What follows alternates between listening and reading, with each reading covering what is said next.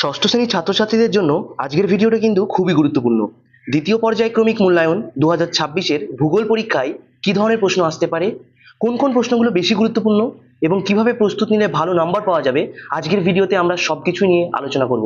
আর হ্যাঁ, প্রশ্নপত্র ফাঁস হয়েছে এমন কোনো দাবি নয়, বরং সম্ভাব্য প্রশ্নপত্র ও গুরুত্বপূর্ণ সাজেশন নিয়ে থাকছে আমাদের বিশেষ আলোচনা। তাই ভিডিওটি শেষ পর্যন্ত দেখো এবং বন্ধুদের সঙ্গে শেয়ার করে দাও। তোমরা দেখছো তোমাদের প্রিয় চ্যানেল স্টুডেন্ট স্টাডি সেন্টার। চলো শুরু করা যাক আজকের ভিডিও। দেখো, প্রথম আমরা দেখেছি যে টপিক, দেখো ক্লাস 6 জিওগ্রাফি কোশ্চেন, সেকেন্ড সামেটিক 2026, পূর্ণমান হচ্ছে 50 এবং সময় 2 ঘন্টা, খুবই গুরুত্বপূর্ণ। দেখো সঠিক উত্তরটি বেছে নাও। এমসিকিউ 5টা করতে হবে, অর্থাৎ 5টায় রয়েছে। দেখো প্রথম যে কোশ্চেনটি রয়েছে, দেখো যে পৃথিবীর, কোশ্চেনটি ভালো করে দেখো, যে পৃথিবীর একমাত্র প্রাকৃতিক উপগ্রহ কোনটি? সঠিক উত্তর হবে অপশন বি, অর্থাৎ চাঁদ হয়ে যাবে সঠিক উত্তর। নেক্সট যে কোশ্চেনটি রয়েছে, দেখো যে পৃথিবীর বৃহত্তম মহাসাগর কোনটি? সঠিক উত্তর হবে অপশন সি, অর্থাৎ প্রশান্ত মহাসাগর। নেক্সট যে কোশ্চেনটি রয়েছে, দেখো এমসিকিউ কোশ্চেন, যে বায়ুমণ্ডলের কোন স্তরে আমরা বসবাস করি? সঠিক উত্তর হবে অপশন এ, অর্থাৎ ট্রোপোস্ফিয়ার। নেক্সট যে কোশ্চেনটি রয়েছে, দেখো 4 নম্বর কোশ্চেনটি খুবই গুরুত্বপূর্ণ একটা কোশ্চেন, যে নদীর জলপ্রবাহের শেষ স্থানকে কি বলে? সঠিক উত্তর অপশন বি, অর্থাৎ মোহনা বলা হয়। নেক্সট যে কোশ্চেনটি রয়েছে, দেখো 5 নম্বর এমসিকিউ কোশ্চেন, শেষ কোশ্চেন, দেখো যে মানচিত্রের উত্তর দিক সাধারণত কোন দিকে দেখানো হয়? সঠিক উত্তর অপশন সি, উপরে। নেক্সট দেখো শূন্যস্থান পূরণ করো 5টি। দেখো কোশ্চেনটি ভালো করে লক্ষ্য করো, যে পৃথিবী সূর্যের চারিদিকে ফিল ইন দ্য ব্ল্যাঙ্কস করে, পরিক্রমণ করে, তাহলে শূন্যস্থানে কি হবে? পরিক্রমণ করে। নেক্সট যে কোশ্চেনটি রয়েছে, দেখো 2 নম্বর কোশ্চেন, যে পৃথিবী প্রায় ড্যাশ অংশ জলভাগ, অর্থাৎ তিনের চতুর্থাংশ হচ্ছে তোমার জলভাগ।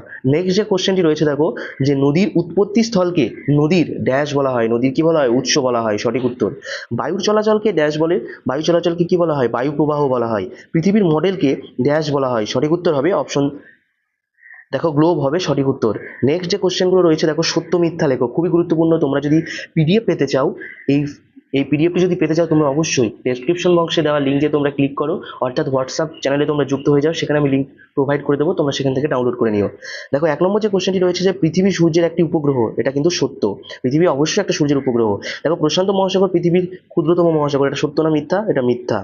দেখো নেক্সট যে কোশ্চেনটি রয়েছে, দেখো 3 নম্বর কোশ্চেনটি, সত্য মিথ্যা যাচাই করো, যে পাহাড়ের তুলনায় সমভূমি সাধারণত সমতল, এটা কিন্তু সত্য।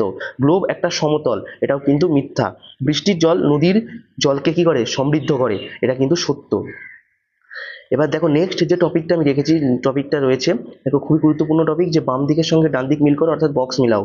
দেখো ভালো করে লক্ষ্য করো, যে গ্লোবের সাথে কি মিলবে? গ্লোবের সাথে মিলবে হচ্ছে তোমার পৃথিবীর মডেল।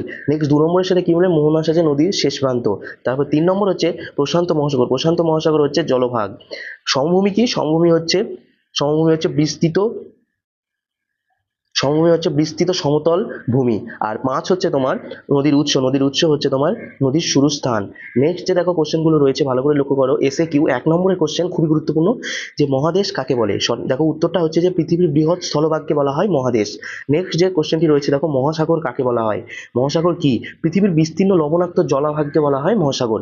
আর নদী কাকে বলা হয়? উচ্চভূমি থেকে নিম্নভূমির দিকে প্রবাহিত প্রাকৃতিক জলধারাকে বলা হয় নদী। খুবই গুরুত্বপূর্ণ কোশ্চেনগুলো।